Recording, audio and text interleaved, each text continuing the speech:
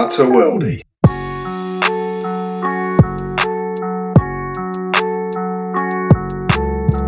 In this episode called Building Resources, I discuss with performance psychologist and ex-Queen's Park Rangers player Suze Burton Wylie how sports psychology can improve football performance. Suze gives some great insights into the practical application of sports psychological techniques such as visualization, mindset, coping strategies, self-talk and imagery to optimise sports performance. We discuss these techniques and use practical football situations such as facing a difficult opponent or team, pre-match preparation, managing bad performances and pressure. Even a small benefit on performance through psychological interventions can be the difference between success and failure and be a great advantage. Welcome, Suze. How are you doing? Yeah, hi Richard. Thanks very much for having me. I'm good, thanks. How are you? Nice one. Yeah, I'm good, thank you. I'm just going to give a bit of background to yourself. So it's Suze Burton Wylie, and you're a performance psychologist at the UK Institute of Sports, formerly the English Institute of Sport, with the British sailing team, yeah? That's correct, yeah. UK Sports Institute, correct. Yeah. Yeah, and you're also studying for your PhD at the moment at the University of Portsmouth? Correct, yeah. Professional doctorate, which is an applied version of a PhD, essentially. But yeah, I am at Portsmouth, nearly finished. Oh, no, happy about that? I will be, but it's been a long 6 years. Yeah. I bet. And that was after you completing your MSc in Sport and Exercise Psychology in 2017, yeah? Correct, yeah, at the University of Roehampton down in southwest London. All right, yeah, I was there. I did sports science there for a year. So yeah, I know that area. I know it. But interestingly, alongside that, you also played at QPR between years 2008 2010 as a centre midfielder and a right back. I did, yeah. Just before the creation of the women's the Super League that we've got now, the WSL. But yes, at the time QPR were in the Southern Premiership, so essentially the second rung down, equivalent of Championship now, I suppose, from a men's perspective. But yeah, it was a good time. I enjoyed it. I think that's quite important. Do you think that helps you in your role working with sports people now? Do you think that helps you relate to them? Oh, definitely. And there are a number of reasons why I wanted to get into this profession, because I did, I suppose, go back and study a little bit later. I didn't do the direct route through in terms of straight through in undergrad, masters and onto the doctorate. But I think one of the reasons was, I think when I played, I think my mindset limited me quite a bit. And I think I'd have benefited from support from a performance or sports psychologist, which just at the time that wasn't available or wasn't as well known to me at the time. Otherwise, I'd have probably sought out that expertise or that support. So yeah, it's one of the reasons why I do it now, and I really keep it kind of part of what I do, is that I want to support people to be the best versions of themselves holistically. So I think we're more than just a performer, we're human, but also when it comes to performance on the pitch, just not having any blockers from a mindset perspective, or at least being able to be aware of what those challenges are, perhaps in them from a mindset perspective, and having some strategies to try and support that a bit more. Okay, that's really interesting then. So there's good evidence, I've been looking into this, so there's good evidence for psychology to improve sports performance, so psychological techniques. And what I was thinking was, if I give you some examples, just a few questions, and just answer it, how you would address these, let's say issues to improve performance, like what you mentioned there. So, from your experience of playing, but also your experience as a sports psychologist, how would you answer these problems or issues? So we'll start with number one. So how would you help a football player after a bad performance? Let's say I just had a bad game and I'm going through my game and, I'm being critical of myself, perhaps overly critical. What would you advise that player? Yeah, so after a bad game, it's easy to give ourselves a really hard time. Right. And I think if we just come back a step in terms of what underpins that. So it's known that as humans, when we are faced with something that we really care about in terms of an outcome, so that could be anything, it could be a football match, it could be wanting to perform well for yourself in that football match, because of course you've got 10 other players on the pitch, or it could be a job interview or a relationship, whatever it is. If we are invested in that outcome, we feel there's something to lose, or yes, we've got something to win, but we might have something to lose. And so after a bad game, that kind of can feed in to our thought processes, right? So, giving yourself a hard time, I played terribly, instantly going to what will others think of me? What will the manager think of me? What do the fans or spectators, what do my teammates, we can really spiral into some really kind of negative self-talk. And I think we've got two options there. We allow ourselves to continue with that spiraling, which could, it could seep into days and days of training and just feeling a bit rubbish. Or we can kind of not try and dismiss it, like let's acknowledge it, because we are competitive people. We want to win, we want to play well. But you have two options. Do we choose to allow that to spiral, or do we acknowledge the frustrations, but not allow them to become a problem? So I think if we try and push it away, you're just dismissing that emotion that you're experiencing. And that's human, by the way, that human kind of need of wanting to play well or wanting to do well for the team. Like we invest ourselves in football, in these matches. And so it's not about telling yourself you shouldn't feel like that, because I think that is natural. It's more around, okay, well, I'll acknowledge it, but then I'm going to allow it to spiral. And so I think some techniques... Would you say... Sorry, Suze, you're about to say, did you do that when you played then? Oh, yeah, all the time. Yeah, because I was so self-critical of myself. And at times, I think I was probably more self-critical of myself than my performance was. Like, my performance was probably better than I allowed myself to think sometimes, because I think you can come in, there's a danger of needing it to be perfect. But also there are some individuals who just are slightly more self-critical of themselves than others. That's just, again, we're all different. But personally, yeah, all the time, I made that bad pass, or I didn't make that tackle, or I let that player get past me, or what, the talk. I'm sure you experienced it as well. And actually, you forget all the good things you did in the game. And so you just go to the few negatives. And again, it doesn't mean you shouldn't address those negatives, or, try and seek some feedback, or try and, okay, what do I want to do next time that wouldn't mean that outcome in terms of that negative outcome. But it's so easy to spiral. And actually half the time, so, well, how true is that? If I had a bad performance or a bad game or a bad outcome, perhaps I wouldn't be myself for 2 or 3 days. I wouldn't speak to anyone. And that in some way comes at a cost. But I think I got better with it as I got older. But at the same time, I think there was a motivation in that. So I didn't want to feel that way, and I wanted to be better. So I think, I don't know, in terms of psychology, is there an advantage in sometimes being critical, striking that balance between too critical but being into wanting to improve your performance? Yeah.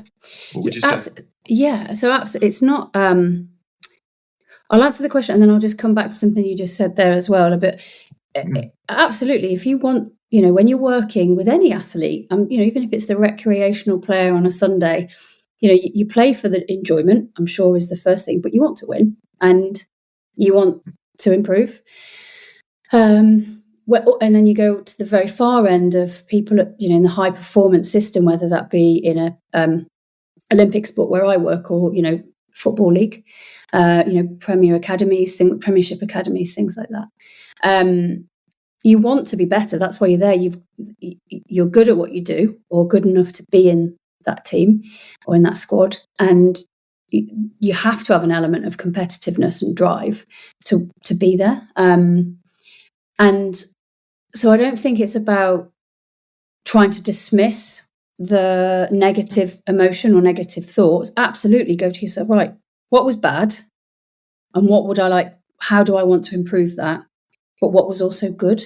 And I think, you almost just go back into that logical brain rather than that emotive state of spiraling into kind of, oh, I'm not good enough, I didn't do this, and all the different thoughts people start to have, whether that's judgment from others, worrying about your place, that kind of thing. So it's about acknowledging it. Don't dismiss it, but try and think, okay, well, how am I going to turn this into the positive that I want it to be? Like, what can I learn from it? But remind yourself of your strengths. Absolutely. And then you mentioned techniques just before I cut across you there, apologies, but you mentioned psychological interventions techniques. So is there anything that you could do or implement in working with a player? There is, and I think this is where it kind of goes back to almost pre-game. This is, in all of the build-up we do in the preparation. So, after a game, you could have that really open conversation, that honest debrief, turning things into a learning and then moving forward with the process of how I'm going to get better and what I need to do, whilst acknowledging that you're human and it's okay to feel emotion. But I think this is where it comes back to this whole preparation, in terms of, okay, well, essentially, and I'm going to come back to this threat detector if you don't mind. I think I used that before, maybe I didn't, so I'll just explain. So in our brain, as a human, we have a threat detector, which many, many years ago, when we were cavemen and cave women running around, that kept us safe because we needed to be really alert to any potential danger, whether that be from other tribes, whether that be from saber-toothed tigers, whether that be from poisonous berries that we didn't know if we could eat or not. And so evolution has given us this threat detector. Now, and as much as there are still dangers out there in the world, of course there are, we're not faced with such extreme and I suppose immediate and all the dangers like that. And so our brain hasn't quite caught up with society and or the world that we live in now. So we still have this threat detector, but we've taken to internalizing that threat. And so it's I think Pippa Grange in a book called Fear Less, which I'm happy to give a few book recommendations at the end if it's relevant, use the word distorted fear. And that's essentially what it is. It's going out and playing a football match for 90 minutes. We go out to have fun. We're not worried about tribes or saber-toothed tigers, that kind of thing. We go out to compete, yes. So this threat detector loves to kind of sometimes go a bit off. And again, that kicks in when we care about the outcome. So when there's something to win or lose. So in terms of why that matters, what's the point of that? Well, I think it's just good to kind of understand that first as a really just high level kind of education in terms of how our brain works under threat. But it comes back to that appraisal. So if we feel that the threat or the stress is bigger than what we can cope with, then we're going to feel like we're not prepared. We're going to feel like we can't cope with what we're about to go into.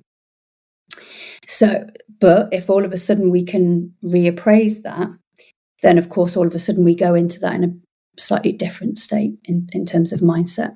If I had a bad performance then, and then I had that as like a decisional balance sheet and then an appraisal, and then I lent myself more towards the negative than the positive.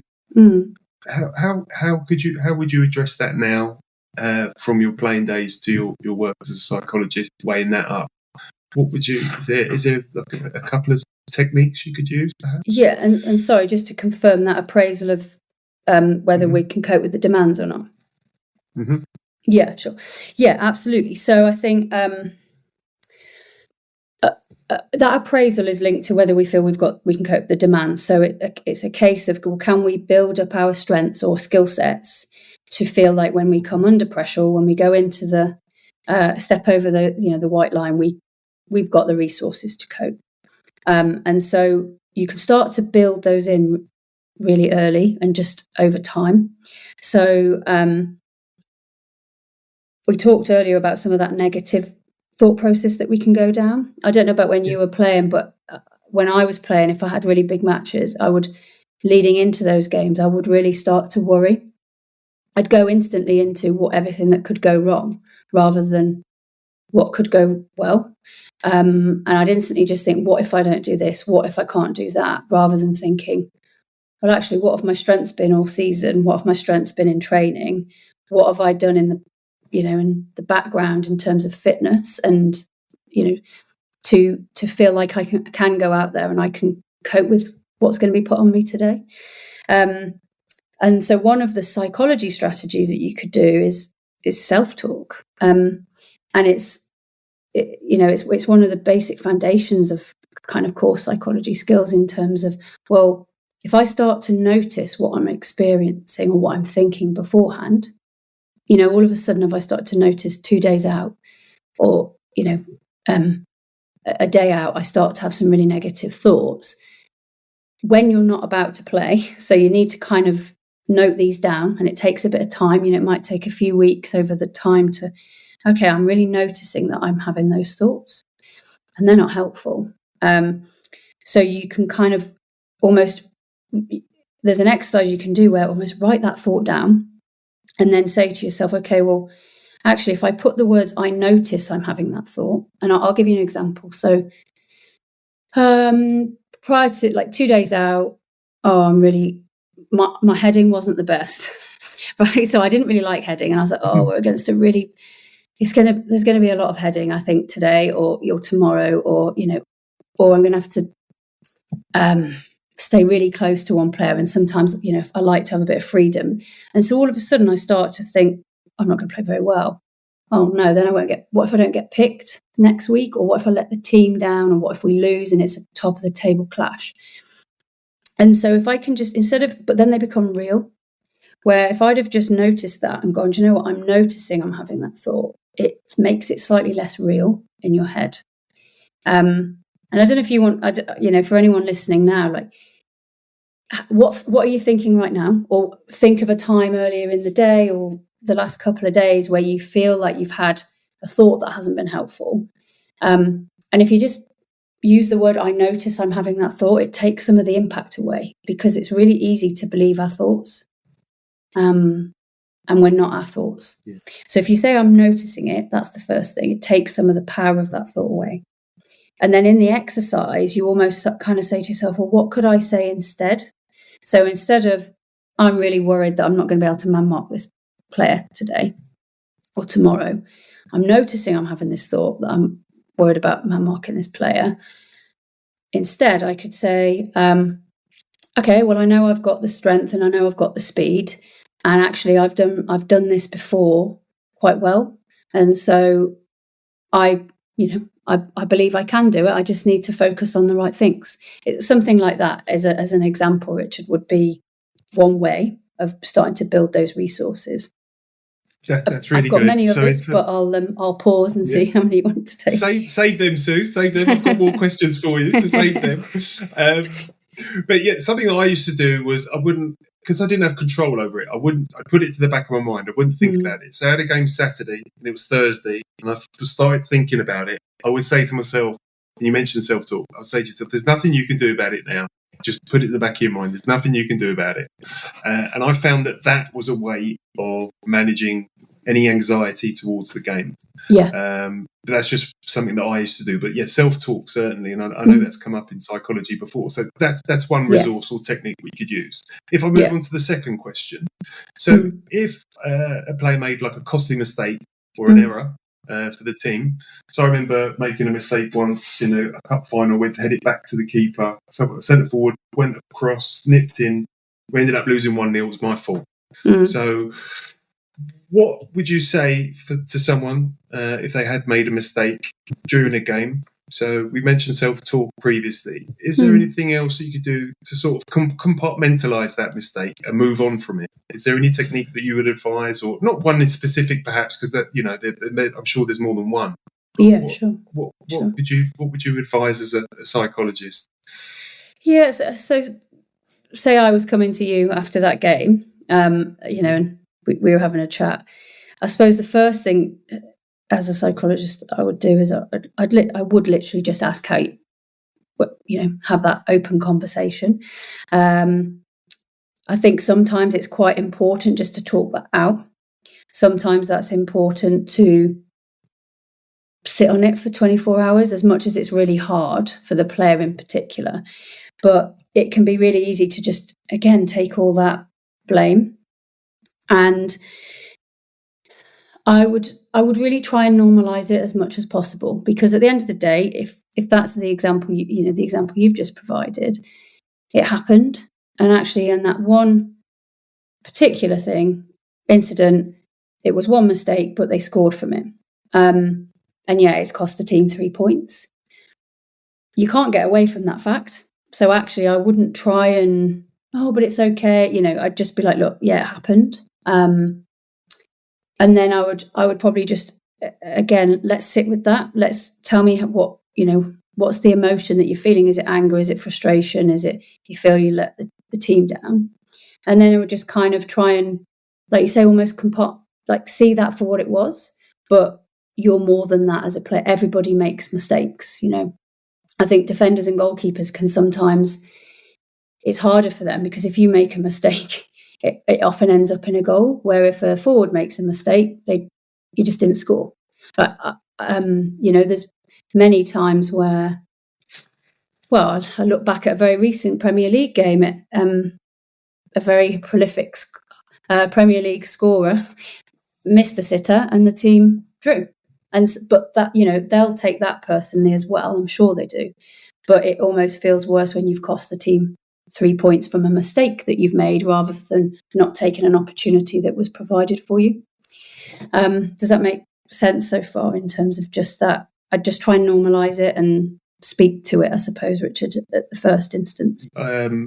Once I made that mistake, I learned from it. So I'd never made that mistake again, or I say never.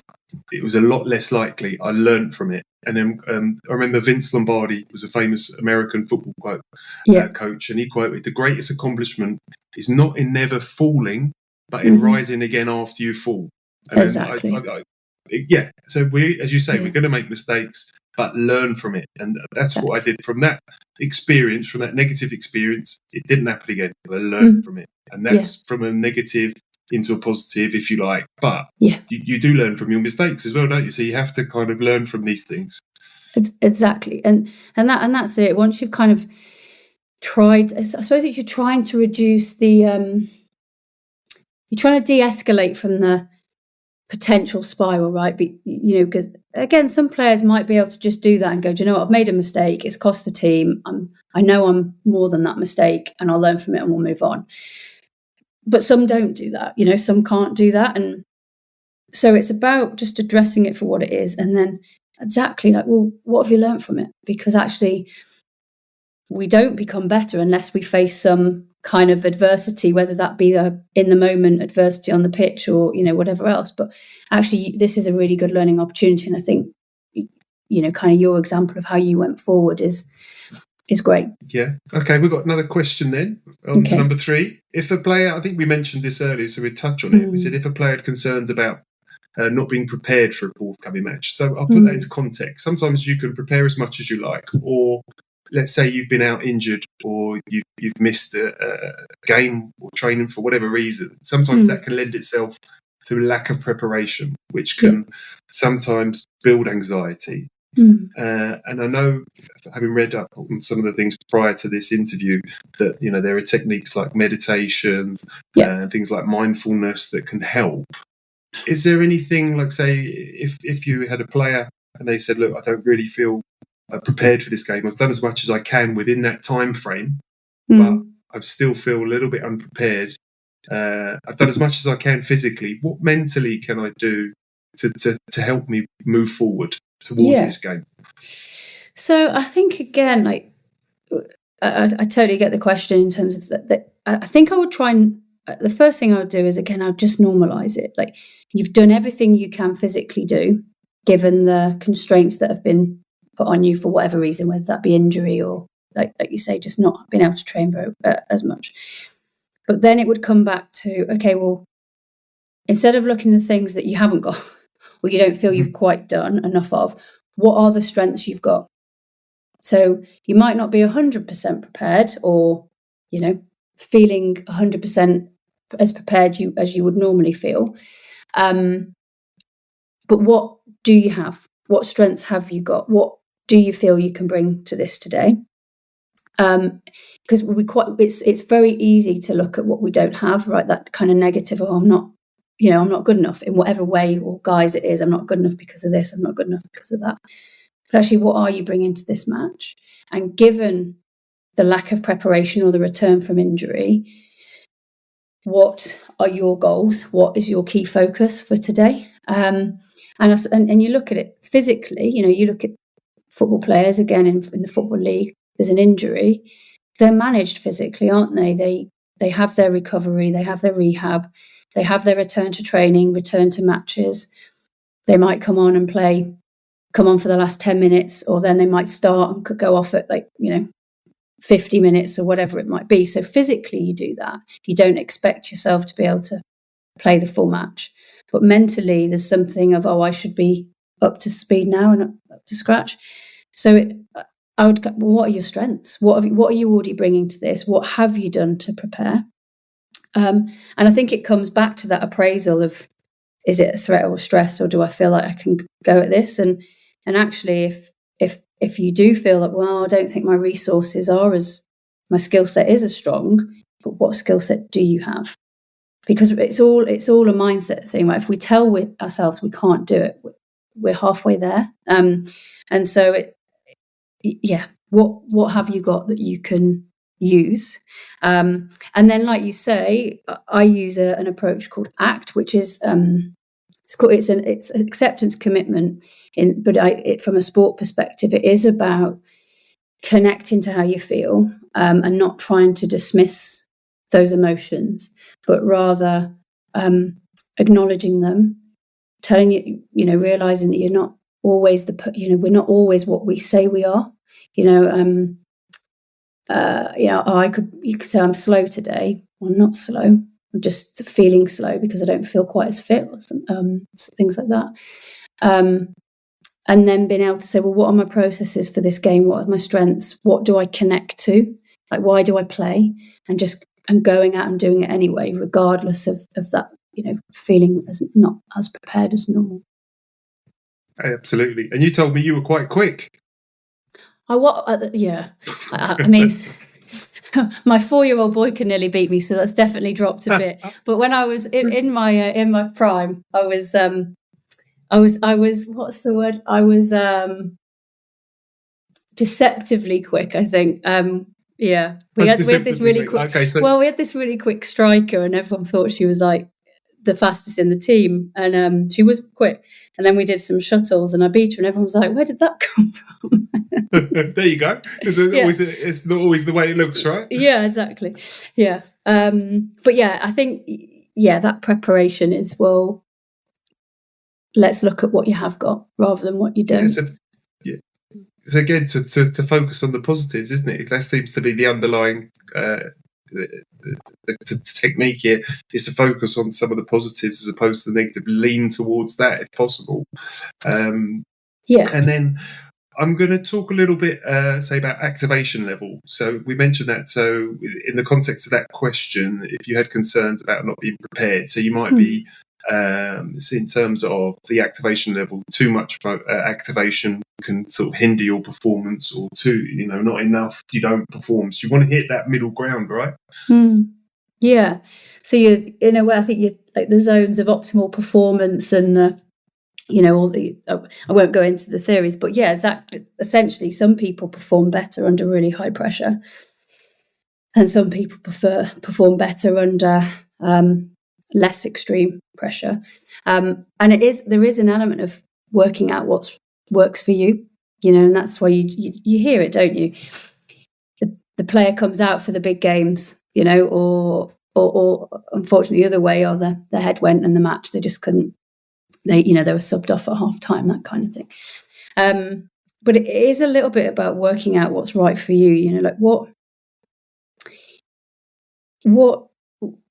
only you can know if the pressure feels too much, and then it comes back to, well, what skill sets have I got? It comes back to that. But I think it can go. I think that's where training is really important, because if we only ever feel nervous to a point where it's unhelpful in a match, and it's really hard to test that out all the time, because actually you're constantly playing in your matches or your games in a bit of a threat state, because you're nervous you're not going to be able to compete or perform at your best. And so I think actually if we could start to bring in, face pressure more regularly in training situations, and, it's a bit like a skill. You wouldn't expect to be able to whip in a corner with your weaker foot when you're, a youngster playing football. You build that skill up over time. And so it's the same thing, actually, if you can start to build coping with pressure in a training environment, then you start, first of all, you do the coping strategies just at home or, just away from the environment. Then you go into the environment and start to test those out under pressured situations within a training perspective. And then you start to bring them into the match or game perspective. Then, you can build up that pressure, or I suppose coping strategies to dealing with that pressure.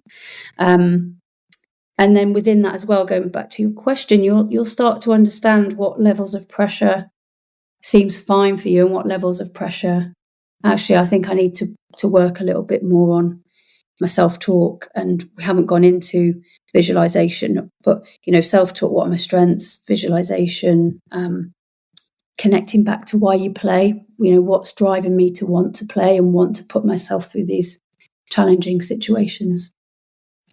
Excellent.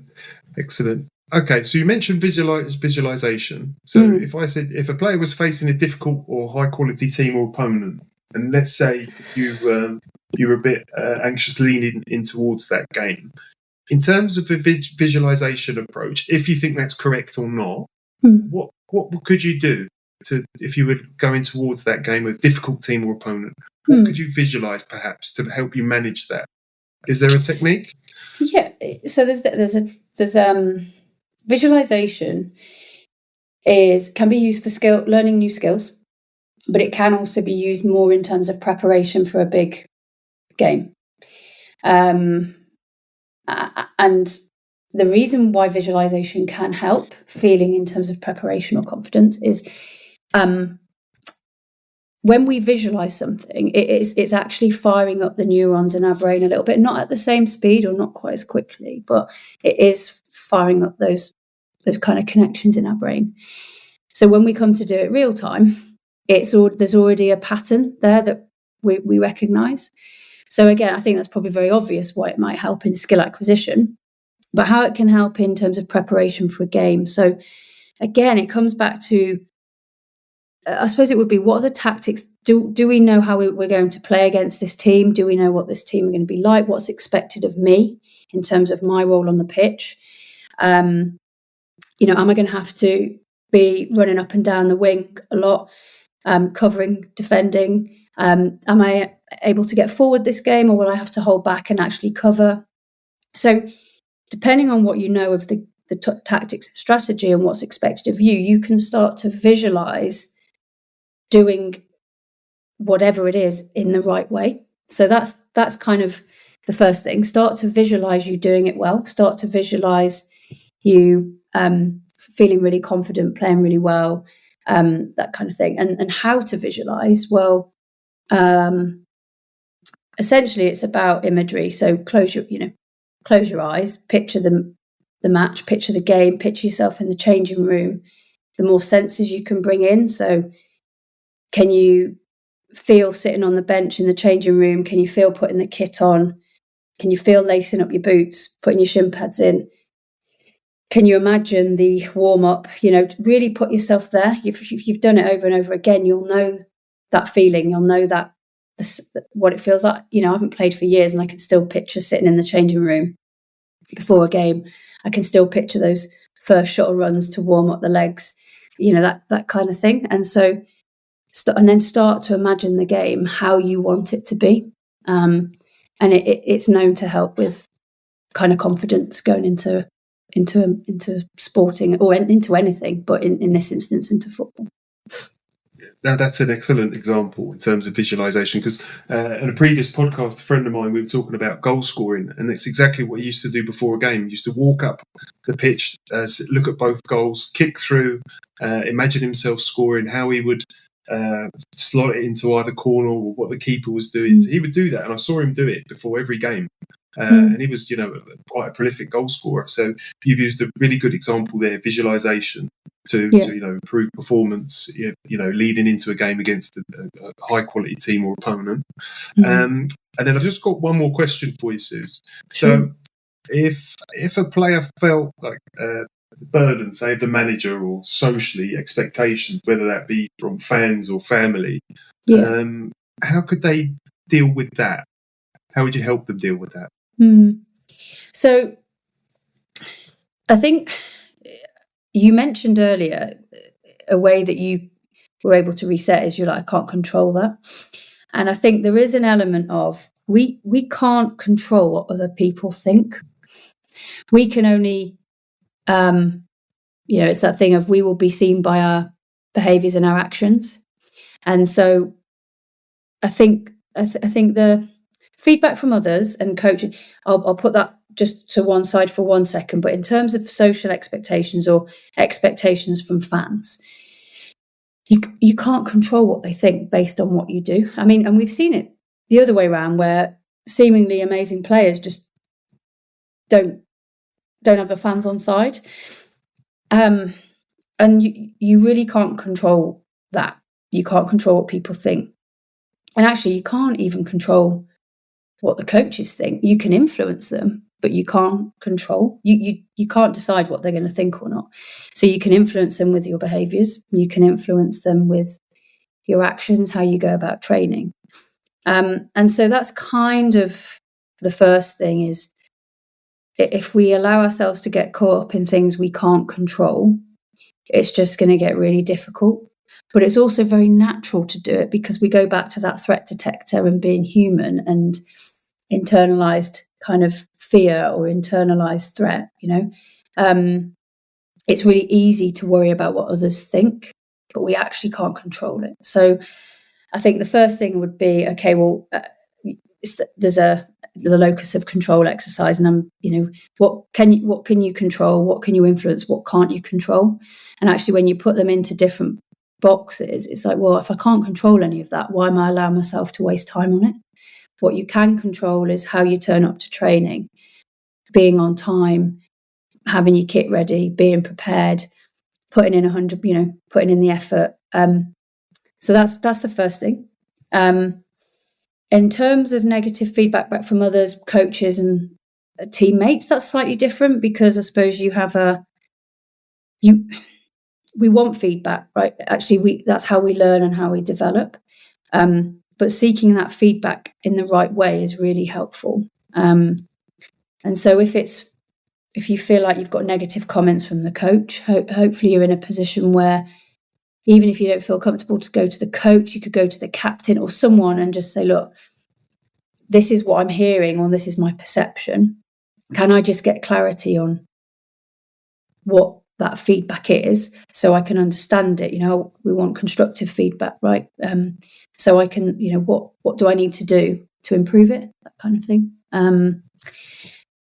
don't know if that's answered your question fully. Hopefully it has a little bit.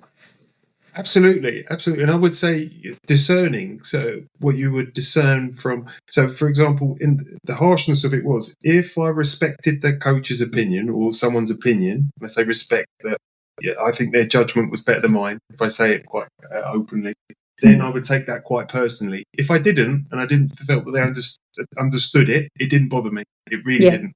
I could care less what someone thought. I would take it in, but if it came from someone that I respected, someone that I cared about, then that would hurt a little bit more. So I would put it into context. Would that be fair as well? Would that be a good way of perhaps weighing it up? Yeah. Again, I think it comes down to the individual, because if you're highly sensitive to that kind of thing, then maybe even if it's someone who you don't really respect or don't trust their opinion, you might still be a bit I suppose affected by it, but again, it really is down to the individual, isn't it? But I think the question that you come back to, well, can I control that? I think if you can get to a point where you're like, that's just their opinion, and they don't have any say on my role in the team, my position in the team. So yeah, let's put that to one side. Just a question back for you, Richard. When you got feedback from people that you did respect and it hurt, what did you do with that? Like, did you try and seek clarification? Did you just get your head down and try and learn from it? What was your approach? I think it was a handful of people, the people that I would, put in that bracket. But if they did say it, I listened, and I would generally accept that was the case, and then I would try and improve it. Obviously, not blind to it, but I would say they probably know a little bit more than me. So I'm going to take this on board, and I'm going to try and change it. I'm going to try and improve it. That would be my reaction. Yeah. Yeah, and exactly. If this person is someone that you respect, you think actually they've got something that I could learn from here. In an ideal world, it'd be really nice if that feedback could come in a really clean, constructive way. But what we do know is that isn't always the case, because feedback comes in all shapes and sizes and things like that. But if you can find a way of, like you did, Richard, of sifting through that and saying, okay, let's just look at it for what it is. What are they trying to tell me? And actually, it's coming from a place where they're asking me to do this better or be different here, and I've got something then I can have tangible to work on as a goal. If I was in a squad like that, or if I was as the sports psychologist, of course we'd be looking at ways how feedback is given. So, but of course you don't have a, performance psychologist or sports psychologist in every squad, in every team. So if you don't have that support to help with the feedback, and it does come across in whatever way it's delivered, if you can sift through it to say, okay, what's the message here? That's obviously really useful. And anything else that you'd like to add, Suze, on how psychology can help with sports performance? Yeah, I think just one thing I probably haven't touched on, I think it was linked to, facing pressure regularly. There's just a really famous example of bringing in, prepare for perfect, but also plan for the worst, I suppose. And so, you can do all this preparation, but sometimes things just go wrong. And so if you've prepared for that and trained for that, then it's going to help. And I like this example. It's so Michael Phelps, obviously well known, like the most gold medals ever at an Olympics. When he was younger, he stepped out to swim in a race, and his coach had seen that he'd left his goggles on the side, and his coach could have gone and got them and given them to him, or could have kind of said, you don't have your goggles, but instead left him to swim without the goggles because he wanted to see what he could do. And I think this was at junior or youth, I don't know, a long time, like before he was in the Olympics, and he ended up winning. And actually, when he stepped out at Beijing, his goggles leaked when he dived in. So he swam what they call blind and won gold. And I think, something about counting strokes maybe, but he'd already, by accident, he'd already done that. And so he knew that if he ever did that again, he could cope. And so I think that's just a really well-known athlete and a really kind of like easy example just to bring up. But it's start to prepare, bring in those levels of adversity in your game. In training, I don't know whether it's appropriate to say forget your shin pads anymore because of injury, but forget your lucky socks, forget your whatever it might be, forget your best pair of boots that you would, your match boots or whatever it might be, and just how could I cope with that extra level of, we call adversity in the moment, and you're building up that skill set to know that I can cope with things if they don't quite go how I'd hope.